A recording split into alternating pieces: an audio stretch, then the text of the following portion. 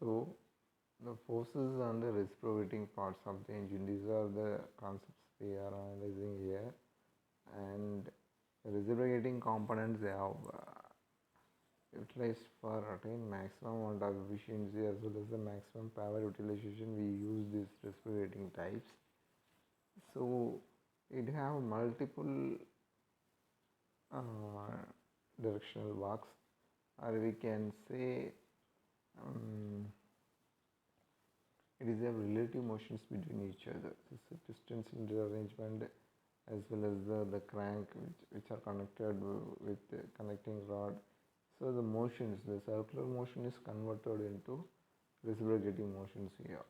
So these things to be carried out as with the help of crank as well as the piston and cylinder arrangement and vice versa. So why we are using this kind of piston cylinder arrangement? We can attain maximum amount of power output. So suddenly it get power transmissions and power outputs. So due to the power stroke. So how the power stroke happen means the end of the compression stroke, so we can attain the power stroke. So after that, the power stroke is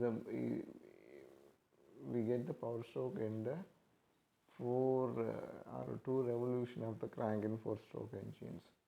So this it depends upon the engine conditions or capacity of the engine we can utilize here.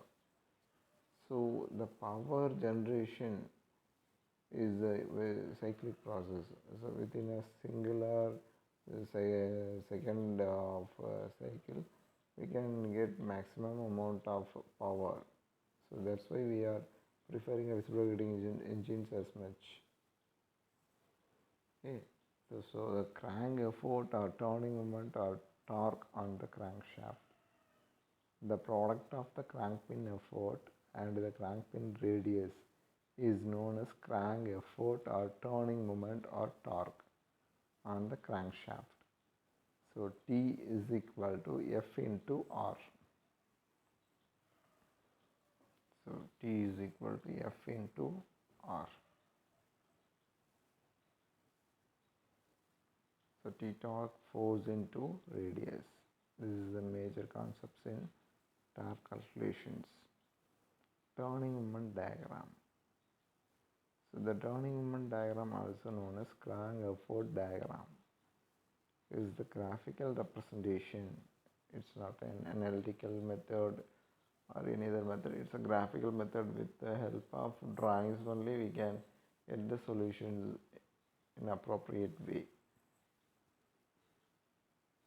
So crank effort diagram is the graphical representation of the turning moment or crank effort for various position of the crank. So various positions. The crank have 360-degree rotations.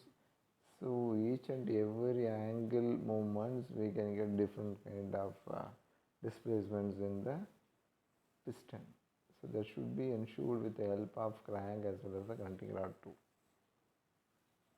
So here there is no specific opinion for any component. It is a collaborative and a team.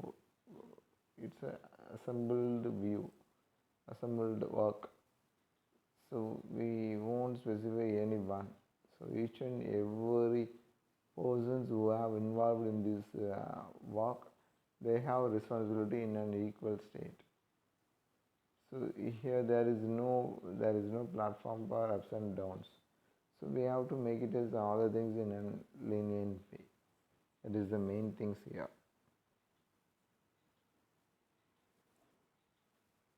So the turning moment or crank effort for various positions of the crank, it is plotted on the Cartesian coordinates. So Cartesian coordinate means it is specially used for x and y. Cartesian coordinate is only for straight line based objects, regular shaped objects. So whenever we are using regular based concepts or machining or any other analysis, we have to prefer only Cartesian coordinates. Cartesian coordinate starts with 0, 0, x-axis 0, y-axis 0. So depend upon that we can access more. That is the main criteria here. Then in which turning moment diagram is takes place as the ordinate and the crank angle as abscisca. So turning moment diagrams. So the diagram which shows the turning moment diagram for single cylinder engines. So that's why we are using these kind of diagrams at all. So that is the major concepts here. So the diagram is specifies the turning moment and the vertical direction and horizontal direction. We can specify with angles. So 0 to 90 and 90 to 180, 180 to 270, 270 to 360. So these are the things to be considered here. So the turning moment diagram for single cylinder double acting steam engine. So FV we know familiar with piston effort. R is equal to radius of crank. So N is equal to ratio of connecting rod length and the radius of the crank. These are the main things here. Then theta is equal to angle turned by the crank from the inner dead center. So inner dead center அப்படின்னா it means that inside.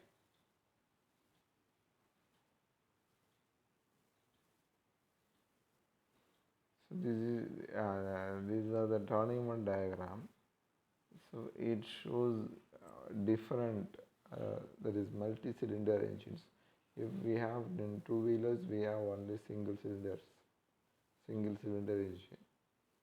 So that's why we get a minimum amount of power. So whereas in the cylinders arranged in seriously, we can get maximum power. For example, if we are using 4 cylinders, means we can frequently getting power, so it can easily move on. Okay, so these are the concepts utilized in our dynamics force analysis concepts. So this is the variety of cylinders, how it will react here. So turning moment diagram. So with respect to the reference line, the curve may be derived both negative as well as positive aspect. So the negative aspect we can say negative loops and T mean and a mean resisting torque we are using frequently.